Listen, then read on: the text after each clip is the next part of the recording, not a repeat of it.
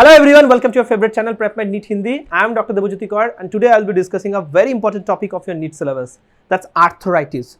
What is arthritis? आपका locomotion movement में arthritis clearly NEET के syllabus में NCERT में clearly mention है तीन प्रकार के आपके arthritis. अब ये तीन प्रकार के जो arthritis होता है सबसे पहले प्रकार में आते हैं, ये आपके होते हैं मान लें कोई एक बोन से, ये आपके कोई दूसरा बोन है और ये आपके मान लीजिए ये आपके बोन से, मतलब ये आपके जॉइंट है ओवरऑल. क्यों जॉइंट है? क्योंकि दोनों बोन के बीच में जो जंक्शन होते हैं उसी को तो हम लोग जॉइंट नाम के जॉइंट बोलते हैं उसी चीज को. अब देखिए ये जो आपके दोनों बोन मतलब बोन्स के बीच में जो जंक्शन है, यहाँ पे ऐसे एक मेम्ब्रेन है जिस मेम्ब्रेन को हम साइनोवियल मेम्ब्रेन के नाम से जानते हैं. और ये साइनोवियल जो मेम्ब्रेन होता है, यहाँ पे क्या होता है, ये साइनोवियल मेम्ब्रेन जब इन्फ्लेम्ड हो जाता है तो उसको साइनोवाइटिस बोलते हैं. जॉइंट इन्फ्लेम होता है, जैसे मान लीजिए ये जॉइंट का इन्फ्लेमेशन चल रहा है तो इसको हम लोग बोलते हैं आर्थराइटिस बोलते हैं. तो this is arthritis, this is synovitis.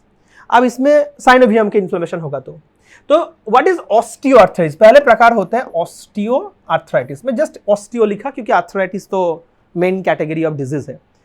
Osteoarthritis में क्या होता है, ड्यू टू ओल्ड एज क्या होता है, इतना दिन से वेट ट्रांसमिशन कर रहा है ये बेचारा बोन, और ये बेचारा बोन इतना दिन से वेट ट्रांसफर कर रहा है तो इसके वजह से क्या होता है ना, यहाँ पे फ्रिक्शन होता है बोन्स के बीच में, दोनों बोन्स के बीच में जो फ्रिक्शन होता है वही चीज के कारण यहाँ पे जो सरफेस होता है बोन्स का वो इन्फ्लेम्ड हो जाता है, इन्फ्लेमेशन होता है.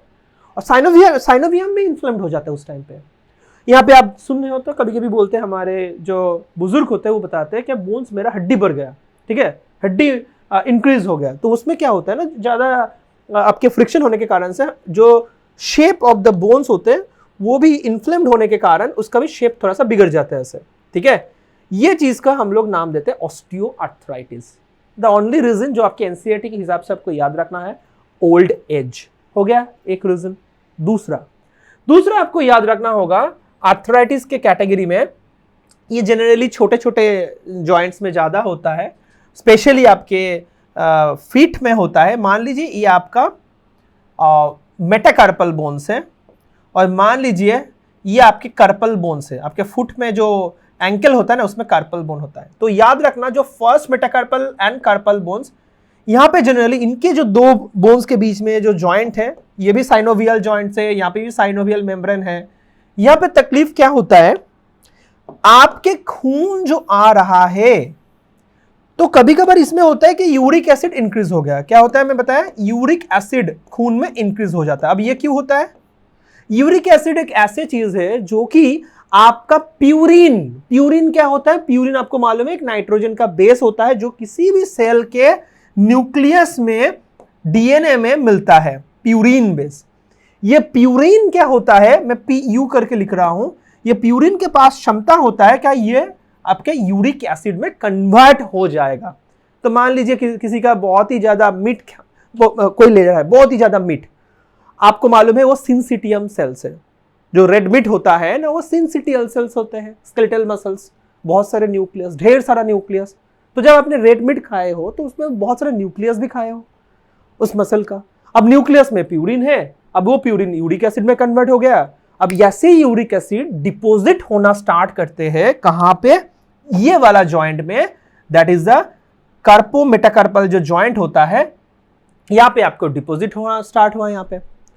अब ये जो जॉइंट सिर्फ इसमें नहीं है, मैं यहाँ पे और एक नाम मेंशन करूंगा. यहाँ पे और एक चीज होता है that is a phalanx.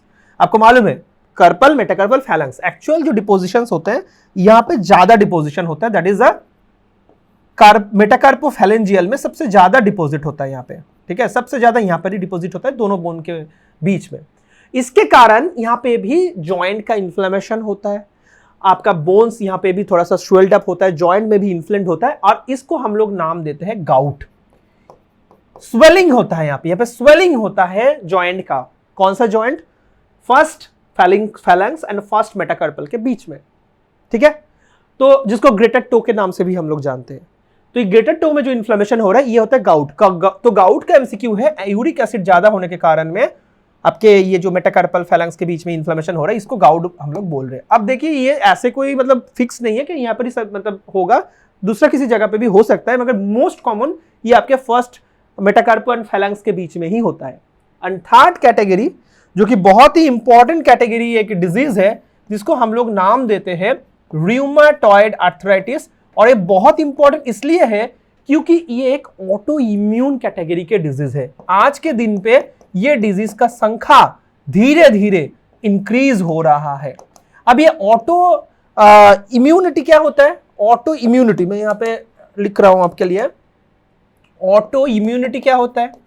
Auto immunity का मतलब होता है कोई भी चीज जो हमारे बॉडी का खुद की चीज है, बॉडी का इम्यूनिटी उसको ही अटैक कर रहा है। जनरली बॉडी का इम्यूनिटी किसको अटैक करना चाहिए? जो बाहर से आ रहा है बैक्टीरिया, वायरस, उसको अटैक करना चाहिए। अब बॉडी का खुद का चीज है, उसी को अटैक कर रहे हैं। बेचारा बॉडी का ऑर्गन डैमेज होगा इसमें, वही चीज यहाँ पे हो रहा है।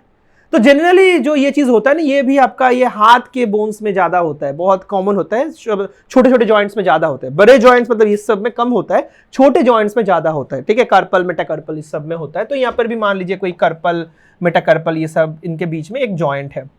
और ये क्या होता है प्रॉब्लम, आपको समझाता हूं मैं। ये जो आपके रूमेटॉइड आर्थराइटिस डिजीज है, इसमें आपका क्या होता है, जो खून है आपका, चलो रेड कलर से करते हैं क्योंकि पहले भी खून को हम लोग रेड कलर में मार्क किए हैं। तो खून में क्या होता है, ऑटो इम्यूनिटी की वजह से आपका खून में IgM ये इंक्रीज हो जाता है, क्योंकि आपको ये एंटीबॉडी है, एंटीबॉडी तो ज्यादा होगा ही कोई इम्यून रिस्पॉन्स में। अब ये IgM क्या होता है, ये आपके कॉन्स्टेंटली डिपोजिट होना स्टार्ट होता है। किसके ऊपर? ये आपके साइनोवियम के ऊपर।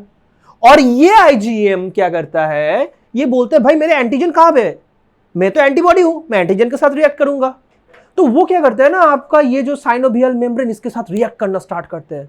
अब इसके साथ रिएक्शन खत्म तो ये बोन का सरफेस को भी रिएक्ट करना स्टार्ट करते हैं। इसके वजह से पूरा बोन का हालत बिगड़ जाता है, पूरा शेप बिगड़ जाता है। जो आपके फिंगर्स होते हैं ना, वो कभी श्वान नेक की तरह, ये बॉटनियर टाइप का, इस प्रकार का वो चेंज होता है, पूरा डिफॉर्म्ड हो जाता है। ठीक है, तो बच्चों आज के लिए इतना ही। आपका कोई डाउट है तो वो कमेंट में मेंशन कर दीजिए, फिर वो डाउट को सॉल्व करते हुए मैं आप ही का चैनल प्रेप में नीट हिंदी में फिर से आऊंगा दूसरे वीडियो लेकर।